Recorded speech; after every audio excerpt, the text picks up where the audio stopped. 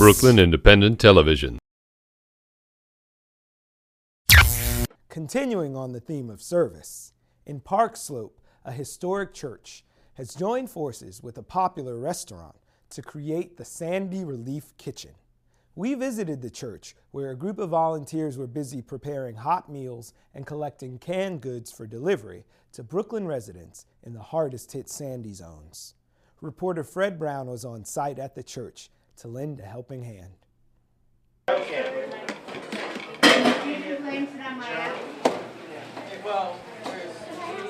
We're standing right here in the Sandy Relief Kitchen of the old First Reformed Church in Park Slope with Stephen, who is managing this whole process of the volunteers who are preparing all of these meals and then shipping them out to thousands of people in Brooklyn. And trying to knock the food out of this kitchen so it can get out to everybody else, which is really where all of our volunteers are doing things, making sandwiches, portioning things out, because there's only like 3 or 4 of us in the back there that are actually cooking.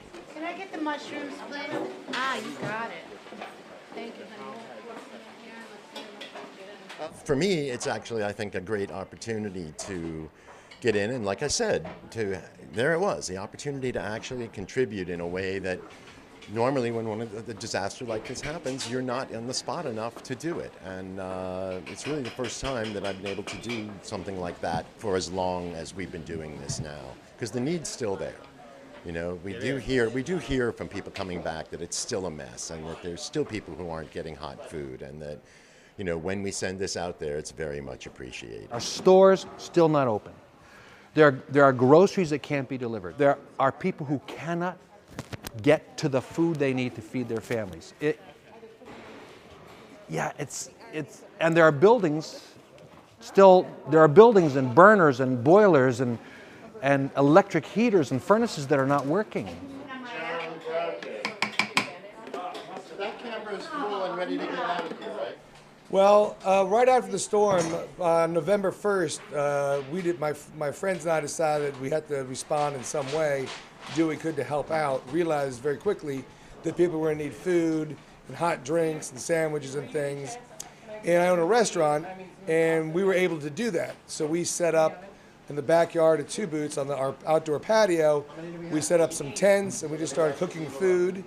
And we had friends that had gas in their cars, because at that time it was a big gas crisis, and they were able to bring the food to the locations that needed it, and it just kind of snowballed, and through Facebook we got more and more donations of food and volunteers, and it just took off. A lot of people think that everything's taken care of because everyone has electricity back, but it's not necessarily the I case. feel like people have to help others. People have to contribute. I was feeling angry that some people weren't. I'm angry that we're not us, but that it's not in the news anymore, the urgency, the needs. You know, people live their lives, they go back to work, they go back to having fun, and that's great. I'm not saying don't do that, but there are people out there who need help. There are people out there who are just like us. It could happen to us.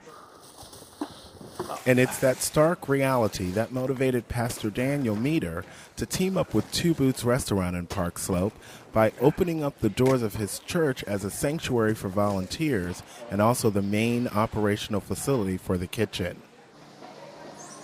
We're not a huge congregation, but we've got this big facility. And we realize that part of our job is not so much that we have to do the service, but that we provide the place and opportunity for people to do the service. So it's kind of like we're the conductor and they're the orchestra.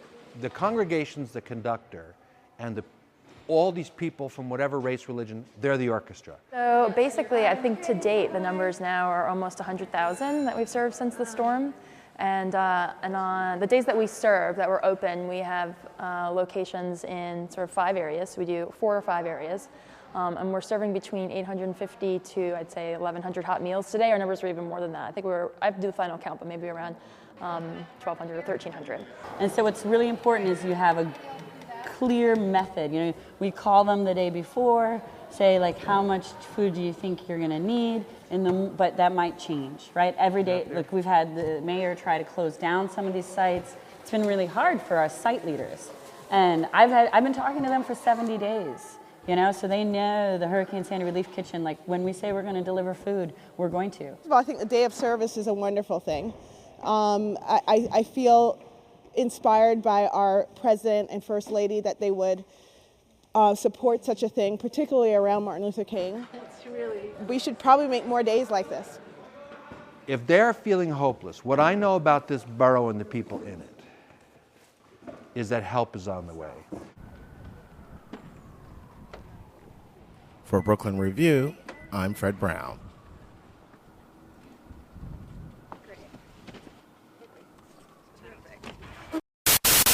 Watch this and other Brooklyn Independent Television episodes online at breakartsmedia.org/BIT.